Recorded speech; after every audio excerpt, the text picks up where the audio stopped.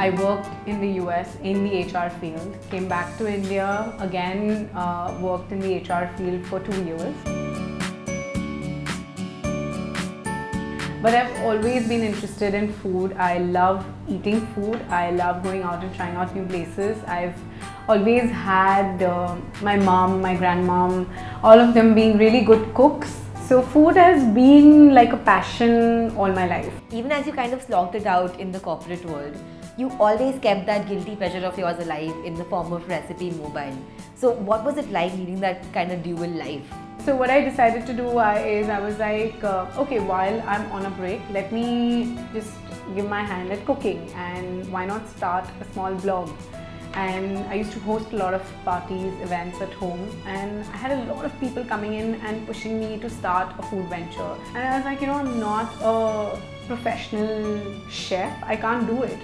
And people went on asking, so I was like, okay, you know what, let's take a leap of faith, let me just try it. I started Recipe Mobile, which was my personal blog, and I used to just update recipes on it like whenever I would get a time. Was that transition hard though, from getting your monthly paycheck in at the end of the month to sort of spending the month in anticipation of profits?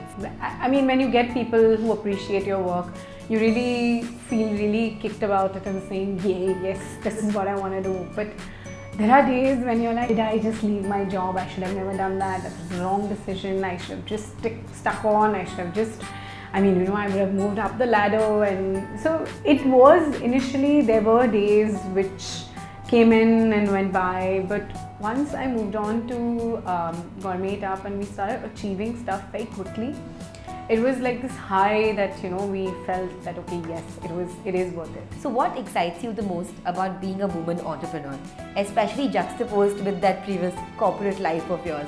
So I feel really good to be a part of that pool, and there are women who've done really well and kind of got like huge amounts of funding, and one of them and are one of the most well-known companies in the market currently.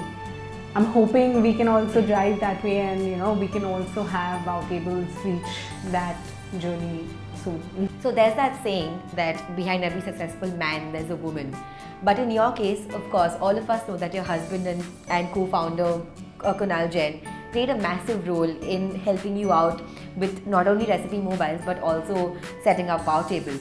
So could we go to the extent of saying that behind every successful woman there's also a man? It's 50-50 for both of us. So he's the techie guy, I'm the foodie side, and I think that kind of blends us together, and we complement each other in our own ways to kind of take this thing ahead. So do you also find yourself feeling optimistic about the whole digital storm that's hit India, especially how it's opening up this whole new arena of employment for women? Yes, with WowTables we do see, because we see how it's changed the way people eat out. I think it's going to do like really good to all of us. I think because of that, a lot of home chefs are being able to start up their own companies very quickly. It is definitely going to benefit the entire restaurant industry. Finally, what would your mantra be to young women aspirants who want to sort of start out on their own but are grappling with taking that leap of faith?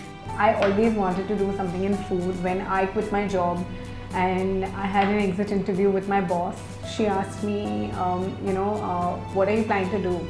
And I was like, I don't know, maybe look into a food venture or maybe write a book. And she's like, you don't even have the experience. That's really funny. And I told her that, if I don't try, how am I going to even try getting to do something? And if I fail, I'll come back to the corporate world. I always have a backup, so why not give it a try? So I would say definitely try it.